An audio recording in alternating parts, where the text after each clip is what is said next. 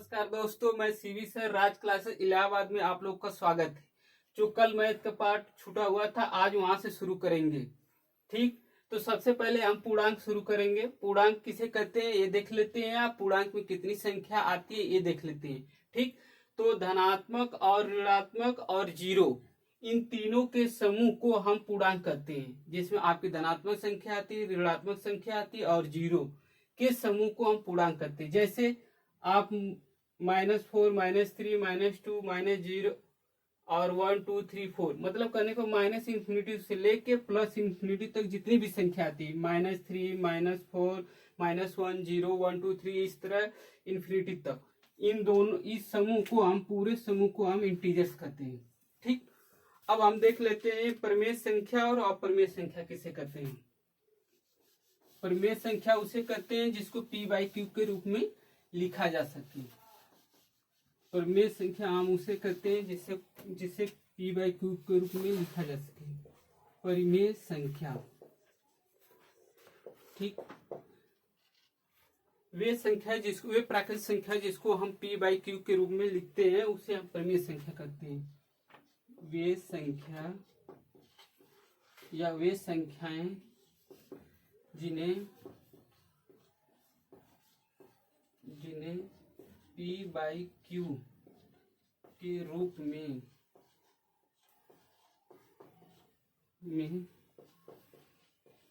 लिखा जाए उसे परिमेय संख्या कहते हैं। मतलब करीब वे संख्याएं जिन्हें p/q के रूप में लिखा जाए उसे हम परिमेय संख्या कहते हैं। यहाँ पे एक चीज है, q नॉट इक्वल टू 0 होना चाहिए, अर्थात q को मान कभी 0 नहीं होना चाहिए। अगर q को मान 0 हो गया तो वो परिमेय संख्या होगी ही नहीं। जैसे एग्जांपल, जैसे 1/2, 1/3, 4/5, 5/4, 6/7, 11/13 ...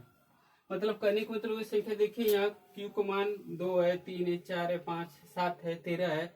मतलब करने का मतलब ये संख्या जिसको p/q के रूप में लिखा जा सके, इस फॉर्मेट में होना चाहिए। ठीक, अब हम देख लेते हैं अपरिमेय संख्या किसे कहते हैं। अपरिमेय संख्या उसे कहते हैं जो p/q के रूप में न लिखा जा सके। अब जैसे यहाँ पर हम लिखा अपरिमेय संख्या बताते हैं, अपरिमेय संख्या और इसमें जोड़ देते हैं, तो यहाँ पर हम के रूप में नहीं लिखा जा सके। ठीक, इसी जगह देखिए, वे संख्या जिनको p/q के रूप में नहीं लिखा जा सके उसे हम परिमेय संख्या कहते हैं। जैसे अब इसका एग्जांपल देख लेते हैं, वे संख्या जिसको p/q के रूप में नहीं लिखा जा सके उसको अपरिमेय संख्या कहते हैं। ठीक, जिसको p/q के रूप में न लिखा जा सके उसे परिमेय संख्या कहते हैं। जैसे √3 हुआ, √5 हुआ, √6 हुआ, √7 हुआ। ठीक, वे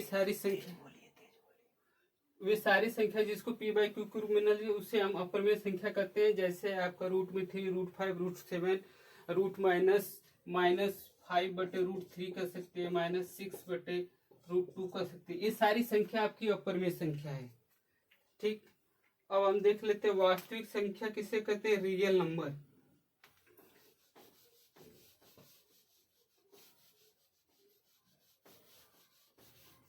रियल नंबर किसे कहते हैं,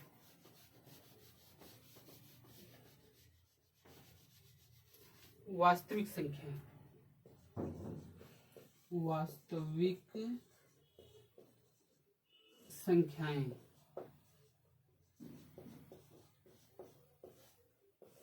वास्तविक संख्या उसे कहते हैं जिसमें परिमेय संख्या अपरिमेय संख्या के परिवार में, जिसमें आपकी परिमेय भी आएगी अपरिमेय आएगी, दोनों के समूह को हम वास्तविक संख्या कहते हैं। इसमें आपकी वे संख्याएं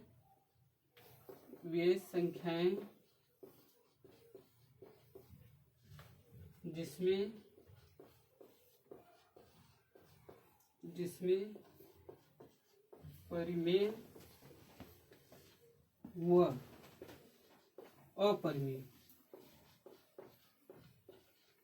अपरिमेय मतलब वे संख्या जिसमें परिमेय अपरिमेय परिमेय और अपरिमेय दोनों के समूह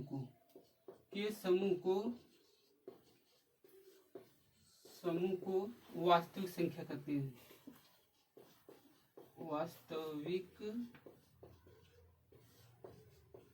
संख्या कहते हैं।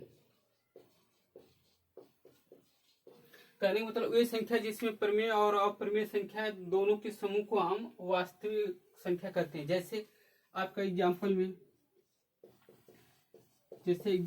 पहले परिमेय संख्या 1/2, 1/3, 4/5, 6/7 और अवास्तविक में अपरिमेय भी आती है। तो अपरिमेय में जैसे √3, √3/3, 5/√3, 3/√2 आदि।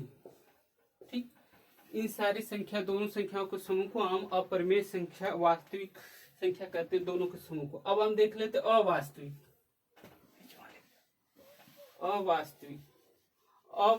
वे संख्या होती है। अवास्तविक को हम काल्पनिक संख्या कहते हैं।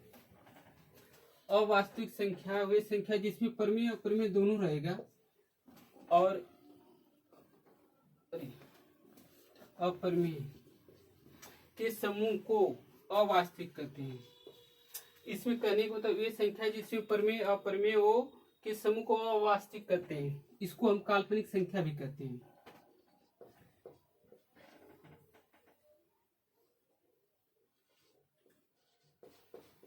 इसी को काल्पनिक संख्या भी कहते हैं। अवास्तविक संख्या को ही हम काल्पनिक संख्या कहते हैं। जैसे एग्जाम्पल में जैसे -√3, -√2, -√1 ये सारी संख्याएं जो माइनस मतलब रूट में निगेटिव आती है, उन सारी संख्याओं को ये संख्या आपका केवल जैसे 1/-√3, जैसे 1/-√5, ऐसे भी ये सारी संख्या अवास्तविक संख्या है। ठीक, इसके बाद हम देख लेते हैं संख्याओं का कैसे हम योगफल निकालते हैं। उनका जो संख्या का दिया रहता है, आपका संख्याओं का जो समूह रहता है। जैसे मान लीजिए 1 से 100 तक कोई पूछ दे कि 1 से 100 तक संख्याओं का योगफल कैसे हुआ, तो कैसे आप बताएंगे? ऐसे तो जोड़ने में बड़ा टाइम लगेगा। एक फार्मूला उसके लिए होता है संख्याओं का योगफल। संख्याओं के योगफल। ठीक, संख्याओं का योगफल। तो सबसे पहले हम देख लेते हैं कि 1 से लेकर 100 तक। जैसे हमने मान लीजिए 1 लिया, 2 लिया, 3 लिया, 4 लिया, 5 लिया, डॉट 100 तक संख्या ले लिया। अगर मान लीजिए आपसे कोई पूछ देता है कि 1 से लेकर 100 तक संख्याओं का योगफल बताओ, तो कैसे निकालेंगे?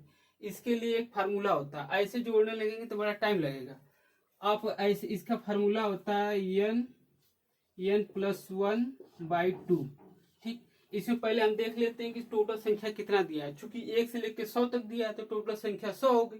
तो n का मान यहाँ पर n का मान 100 है, तो ये जो n का मान रख देंगे, तो यहाँ पर रखेंगे तो हो जाएगा 100।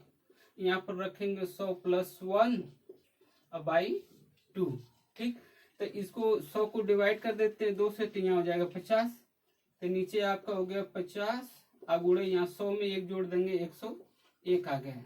अब इसका कर दिए थे 0, 5 एकम 5, 0, 5 एकम 5। तो मतलब कहने का मतलब इसका आंसर आ गया 50-50। 1 से लेकर 100 तक संख्या को आपस में जोड़ देंगे 1 से लेकर 100 तक, तो उसका योगफल आएगा आपका 50-50।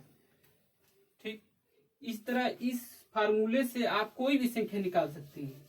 जैसे मान लीजिए कोई पूछ दिया 1 से 10 तक संख्या बताओ, या हम 100 की जगह मान लीजिए 1 से 10 तक ही ले लीजिए, तो आप सीधे सीधे इसी फार्मूले में रखिए। तो यहाँ हो जाए 10 ब्रैकेट में 10 + 1/2। ठीक, तो इसे काट देंगे 2 × 5 = 10 और 5 × 11, ये हो गया 55।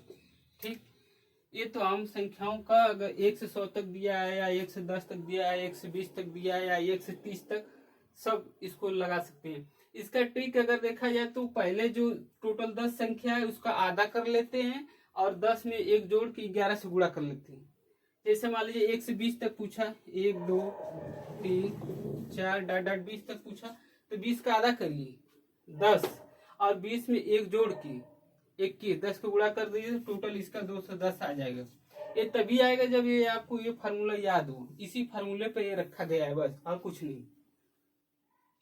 अब हम देख लेते हैं, मान लीजिए अगर संख्याओं का वर्ग दिया हो, संख्या मान लीजिए वर्ग में दी हो, जैसे 1 का स्क्वायर, 2 का स्क्वायर,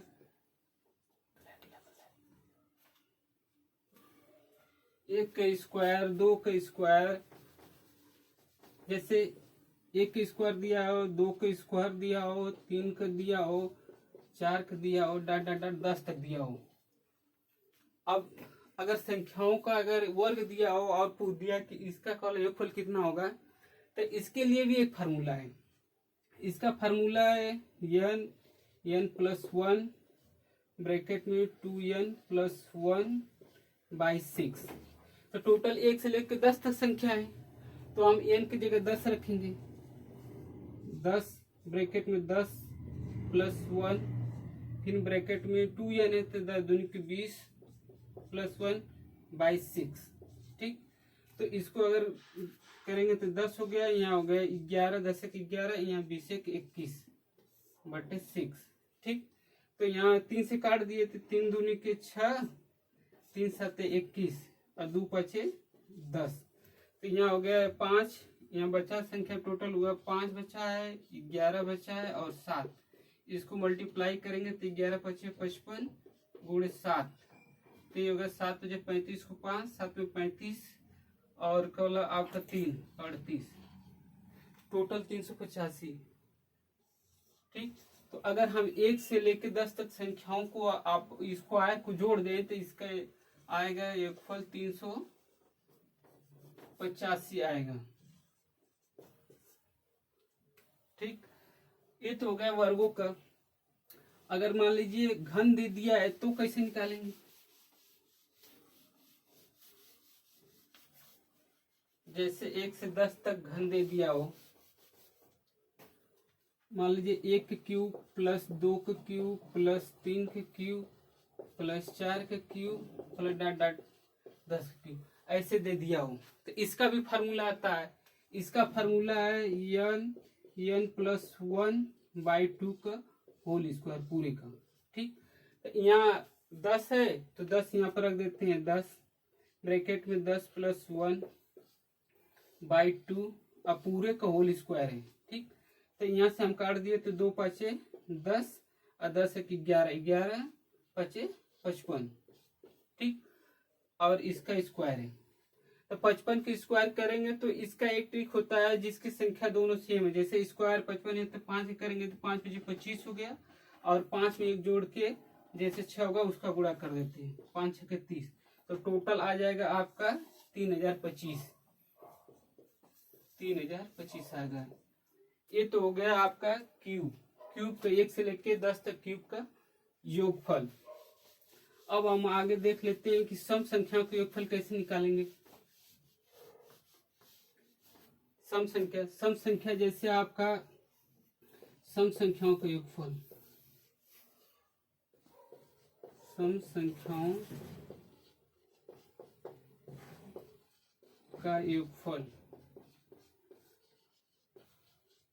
ठीक, इसका फार्मूला होता है n प्लस 1।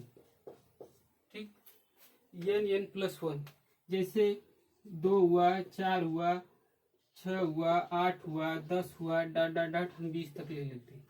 ठीक, तो ये इसका फार्मूला है। तो इसमें देख लेते हैं 1 से 20 तक अगर हम संख्या को लिखेंगे तो टोटल संख्या कितने आएगी।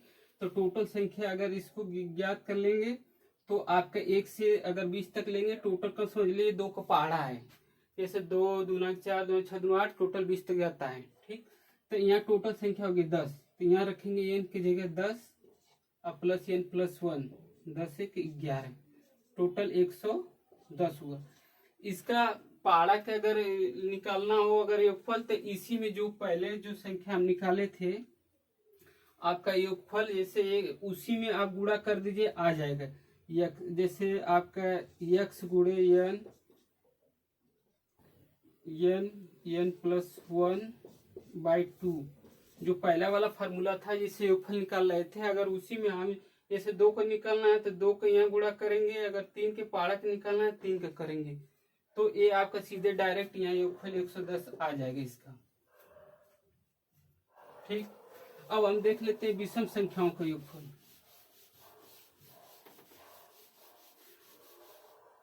लगातार विषम संख्याओं का योगफल, विषम संख्याओं का योगफल, इसका फार्मूला होता है एन स्क्वायर। जैसे हमने क्वेश्चन जैसे दे दिया 1 से लेके 15 तक विषम संख्या का योगफल, 1 से लेके कुल 15 या 1 से लेके 15 तक 1 से लेके 15 तक संख्याओं का योगफल। ठीक, तो हमने विषम संख्या चूंकि लिया है तो 1 हो जाएगी, 3 हो जाएगी, 5 हो जाएगा, 7 हो जाएगा, 9 हो जाएगा, 11 हो जाएगा, 13 हो जाएगा और 15 हो जाएगा। ठीक, टोटल हम संख्या के लेते कितनी संख्या है, 1 2 3 4 5 6 7 8 संख्या आई है, तो इसी एन का मान टोटल 8 आ गया है। ठीक, तो इसी में चूंकि ये एन स्क्वायर इसका योगफल होता है तो सीधे 8 के स्क्वायर कर देंगे तो 64 आ जाएगा। आप जोड़ के भी देख सकते हैं। जैसे आपने इसको जोड़ा 3 1 4 5 4 9 9 7 16 16 9 25, अब 25 में 11 जोड़ेंगे आपका आ जाएगा 25 में 11 जोड़ेंगे 36, 36 में ये जोड़ेंगे आपका 13 49 हो जाएगा, 49 में 15 जोड़ेंगे 64 आ जाएगा। ठीक, ये हो गया आपका विषम संख्या।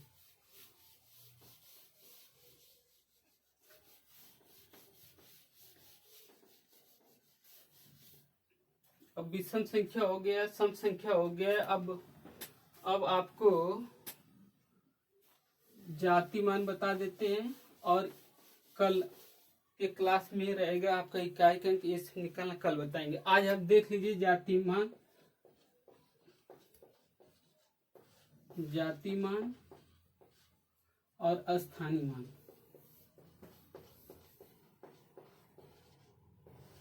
स्थानीय मान कोई भी संख्या हो उसका दो ये मान होता है, एक जाति मान एक स्थानीय मान। जाति मान को कहते हैं इंग्लिश में फेस वैल्यू और स्थानीय मान को कहते हैं प्लेस वैल्यू। जैसे मान लीजिए हमने कैसे एग्जांपल के तौर पर कोई संख्या लिया 345 लिया। ठीक, तो इसमें हम 345 में 3 4 5 तीनों का हम देखते हैं जाति मान क्या होगा, स्थानीय मान क्या होगा। जैसे 5 इकाई के स्थान पर तो इसका जाति मान 5 होगा। ठीक, इस 4 का जाति मान है, ये जाति मान 4 का भी जाति मान 4 ही होगा। जाति मान चाहे संख्या किसी भी स्थान पर, चाहे वो दहाई के स्थान पर हो चाहे इकाई के स्थान पर हो, उसका जाति मान सेम होगा। जाति का मतलब होता है जिस जाति से पहचाना जाता है। 3 है तो 3 से पहचाना जाएगा, 4 है तो 4 से, 5 है तो 5 से। उससे इकाई के स्थान पर दहाई के स्थान पर इससे कोई मतलब नहीं है। जब हम इसका जो इकाई के स्थान पर होता है उसका जाति मान और स्थानीय मान सेम होता है। जैसे 5 है तो इसका स्थानीय मान भी 5 होगा और जाति मान भी 5 होगा। अब 4 चूंकि दहाई के स्थान पर है तो 4 गुणे 10 तो ये सीधे 40 हो जाएगा। अगर ये 3 का सैकड़े के स्थान पर है तो 3 गुणे 100 हो जाएगा, तो ये हो जाएगा 300।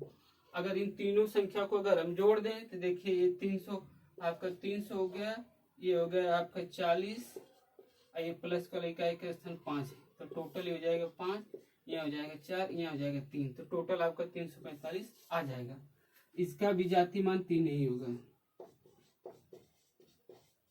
ठीक, तो दोस्तों आज इतने रहने देते हैं। कल आप लोग को कॉलर इकाई का स्थान निकालना, इकाई का मान निकालना, कोई भी संख्या हो उसका इकाई का अंक कितना है वो कल आपको बताएंगे। आप लोग वीडियो को पूरा शुरू से अंत तक देखिए और जो भी कमियां हैं बताइए, उसको लाइक और शेयर और सब्सक्राइब करिए। कम से कम 2 लोगों को तो जरूर करिए और ये जरूर बताइए कि आपके पढ़ाने में ये कमी है, आप यहाँ सुधार सकते हैं। ठीक, कमेंट बॉक्स में आप अपना मैसेज के रूप में उत्तर दीजिए कि क्या दिक्कत है, यहाँ दिक्कत है, आप ये मतलब कमी है। ठीक, थैंक यू भाई।